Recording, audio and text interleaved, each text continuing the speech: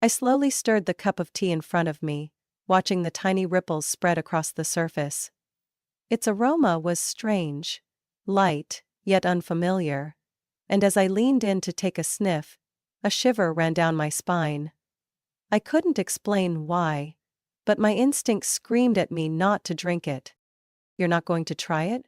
I made it especially for you," my husband Ethan said, his voice as gentle as always, but there was something off in his eyes. A faint smile flickered across his lips, but it didn't reach his eyes. I was sitting in the elegant dining room of Sophie, my sister-in-law, in her lavish home in Austin, Texas. Our monthly family brunch had just begun, and everything looked picture-perfect: the crisp white tablecloth, the meticulously arranged dishes, the morning sunlight streaming through the large glass windows, casting a warm glow over the room. But despite the cozy setting, the atmosphere between us was anything but warm. Sophie eyed me over the rim of her teacup, her brown eyes glinting with amusement, as if she were waiting to see what I would do. "Ethan has been experimenting with different tea recipes," she said lightly, her tone breezy but laced with something almost taunting. "Especially this one. Just for you." Her words made me tighten my grip around the silver spoon. For the past year I had started noticing small, unsettling details, things I used to dismiss as paranoia.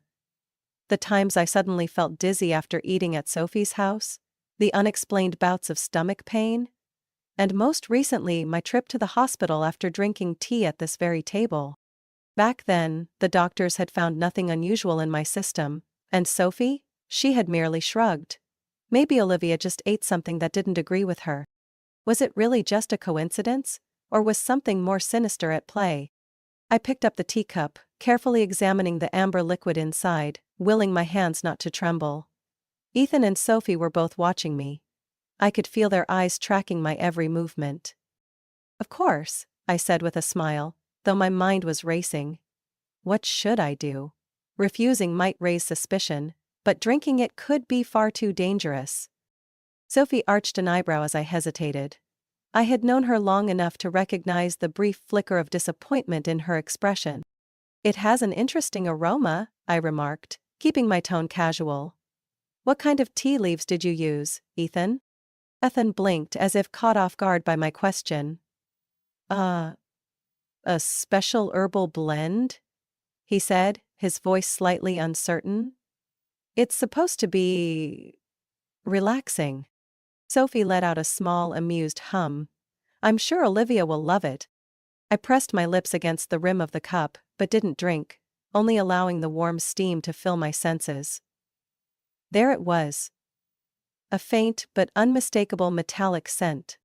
I set the cup down, pretending to have taken a sip, and glanced at my phone. "Oh, I just realized. I need to make a quick work call. Sophie, can I use your study?" Sophie frowned slightly but then shrugged. "As long as you don't break anything." I nodded and stood up, but as I turned to leave, I stumbled slightly on purpose, my hand swinging just enough to swap my cup with Sophie's. In the confusion, neither of them noticed. I straightened myself, flashing an apologetic smile. "Sorry." Then, I stepped into the study, closing the door behind me, but not all the way. From the small gap, I had a clear view of the dining table. Now, all I had to do was wait. I stood pressed against the doorframe, my breath steady, my eyes locked on Sophie. She casually stirred her tea, while Ethan sat with his head down, scrolling through his phone. But I noticed his shoulders were tense. More so than usual. I held my breath as Sophie brought the cup to her lips. 1 sip. 2 sips. Time seemed to slow. She set the cup down, pressing her lips together as if analyzing the taste. A faint smile ghosted across her face. Then, within seconds, something changed. I saw her freeze. Her throat bobbed as she swallowed hard, as though something was caught there. Her fingers barely brushed the edge of the table. A small, unnatural movement. Ethan hadn't noticed yet, he was still scrolling, oblivious, until Sophie suddenly inhaled sharply and grabbed at her throat. "I feel strange." Her voice was barely above a whisper. her trembling hand reaching for the teacup. Ethan finally looked up, his brows knitting together. "What's wrong?" Sophie squinted, her face rapidly draining of color. "My heart is racing." That was when Ethan truly realized something was off. He bolted upright, his chair scraping against the wooden floor. "Sophie?" From my hiding spot, my pulse thundered in my ears. A part of me wanted to step out immediately to confront them, but I needed proof. I had suffered enough. Sophie's tremors worsened. She gripped the table, her breathing turning ragged. "Something's not right." Her hands went to her stomach, her pale lips pressing together. Ethan rushed to her side, his panic finally surfacing. "Sophie, what's happening?" She looked up at him, her eyes wide with terror. "Ethan, the tea? There's something in it?" A chill ran through me, not just because of what was happening, but because of what Ethan said next. "That's impossible, that was Olivia's cup." Everything froze.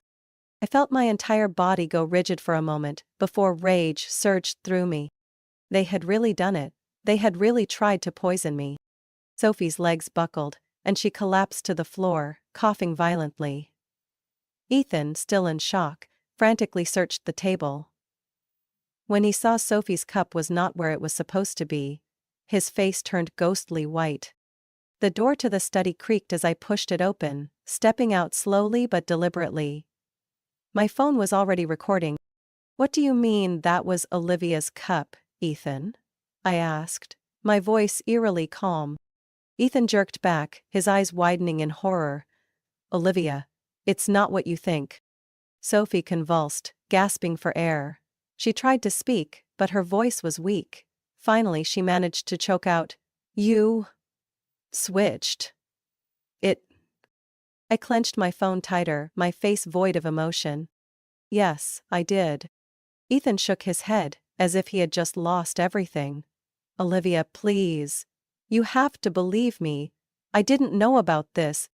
I let out a soft laugh, but there was no humor in it. "You didn't know? Then why did you panic when Sophie drank it?" No one answered. Sophie lay on the floor, her breath shallow, fear pooling in her eyes. "Call an ambulance," she rasped. I looked down at her, memories flashing through my mind. The excruciating stomach pains, the nights in the hospital, the fake concern on their faces as they watched me suffer. I raised my phone, turning on the recording screen. "What do you think the doctors will find in Sophie's blood, Ethan?" Ethan swallowed hard, sweat trickling down his temple. I could see the fear etched on his face. "They'll find exactly what you two had planned for me, won't they?" I didn't wait for an answer. I dialed 911. I left. "I need an ambulance. Someone is having a severe reaction after drinking tea. The address is 1725 Westwood Drive. And I have evidence that this was no accident." I looked up at Ethan, keeping my phone camera aimed at him. Sophie gasped for air on the floor while Ethan stood frozen, his face pale. Their game was over. Sophie curled up on the floor, violent tremors racking her body. Ethan knelt beside her, his hands fumbling to support her, but Sophie pushed him away, her terrified eyes locking onto mine. "Olivia, call an ambulance," she rasped, her voice broken with labored breaths. I didn't rush to answer. I had already called 911, but I had no intention of doing anything more to help them. I stood there, my phone still recording, capturing every second of Sophie's suffering from the very thing she had prepared for me. Ethan turned her over in desperation, as if that would help, but his face was ashen. He knew. He knew exactly what was happening. "This wasn't supposed to happen," Ethan burst out, his frantic eyes darting toward me. I narrowed my gaze. "Oh, really? And how exactly was it supposed to happen, Ethan? Was I the one meant to be writhing on the floor, instead of Sophie?" He opened his mouth to protest, but Sophie suddenly let out a weak groan, her entire body tensing. "Damn it, Ethan, you said it would only make her sick." I froze. What do you mean? I asked, my voice slow and razor-sharp. Sophie coughed, struggling for breath, but her body was reacting violently to whatever was in the tea. Her fingers clawed at the table's edge, nails digging into the wood. Ethan said, "Just enough to make you miss the meeting." My heart pounded in my chest. "I knew it," I murmured, my body stiff with fury. This was all about the McKinley and Reed meeting next week, wasn't it? Ethan stood rigid. That was all the confirmation I needed. McKinley and Reed was the biggest deal of the year and I was leading the project. If I secured it, my position at the company would be stronger than ever. But Sophie had been competing for the same client, and Ethan had always sided with her. "She's right, isn't she, Ethan?" I stared at him, my words cutting through the air like knives. "You both planned this from the start, didn't you?" Sophie gasped, her body trembling harder. She gritted her teeth, but she couldn't stop herself from admitting the truth. "You had to miss the meeting." "And what about 2 months ago?" I asked, my tone unwavering. "The morning I ended up in the hospital with the exact same symptoms. The time the doctors couldn't find a cause, but you told me it was just a virus." Sophie bit her lip. I could see hesitation flash across her face, but the pain was too much, and it forced the truth out of her. "The tea, last month," she whimpered. "It was to stop you from presenting to Johnson Group." The rage inside me exploded. My chest felt tight with fury. That time, I had pushed through a high fever and still made it to the presentation, securing the contract right under Sophie's nose. I had thought it was just bad luck, but in reality, it had been a carefully orchestrated attack. I turned my camera directly toward Ethan. "Do you have anything to say for yourself?"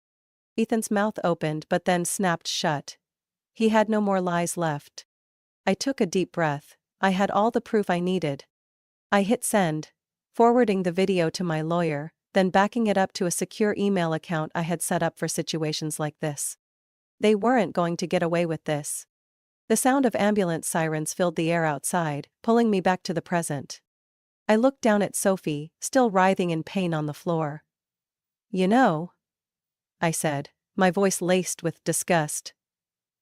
"I've suspected you for a long time." I exhaled slowly. "But I never imagined you two would actually go this far." Ethan sank onto the floor, his head in his hands, while Sophie could only wheeze in agony. What happened next was no longer my problem. It was up to the police now. I stood outside the emergency room at St. David's Medical Center, my phone clutched tightly in my hands, a cold wave running down my spine. Inside, Sophie lay on a hospital bed, her face pale, lips tinged with blue, body still trembling slightly. Ethan sat on a chair, his head bowed, too ashamed to look at anyone.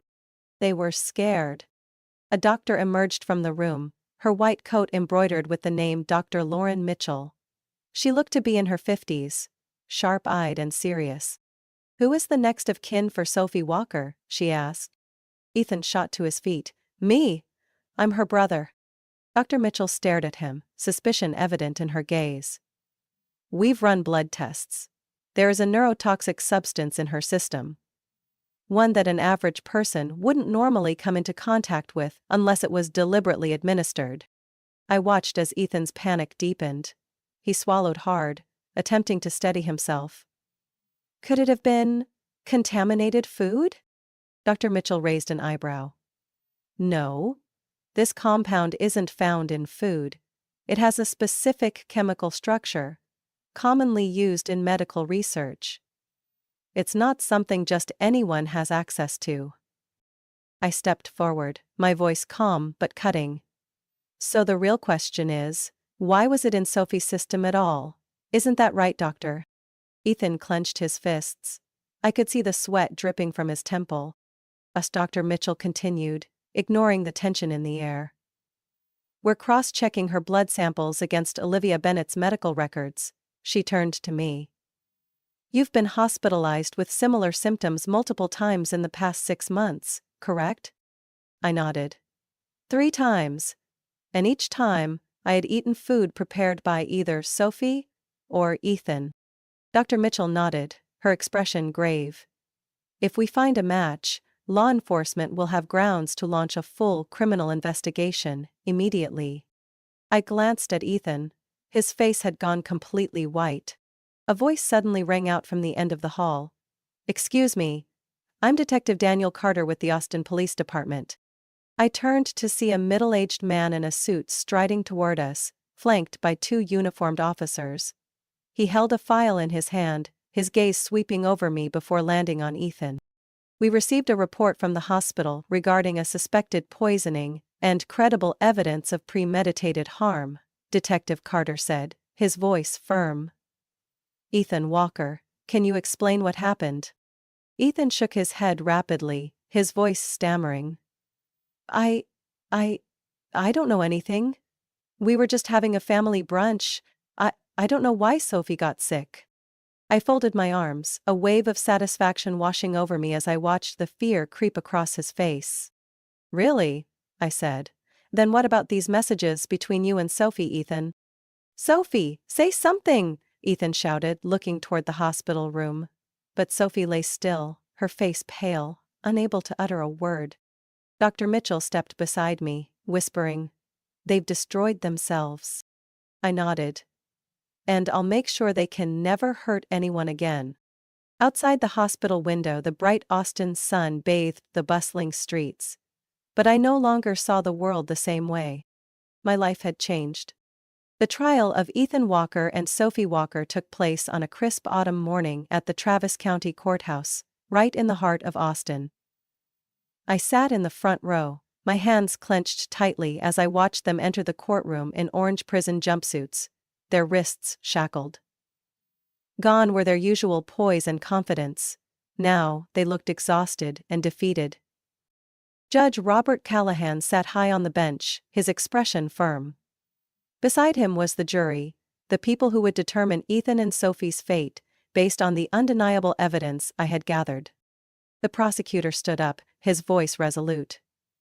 "Your Honor, we are here today to try the defendants, Ethan Walker and Sophie Walker, for conspiracy to commit murder and intentional poisoning of Mrs. Olivia Bennett. The evidence we will present will prove that this was not an accident, but a meticulously planned crime spanning several months." My eyes fell on Ethan. He avoided looking at me, his face tight with tension.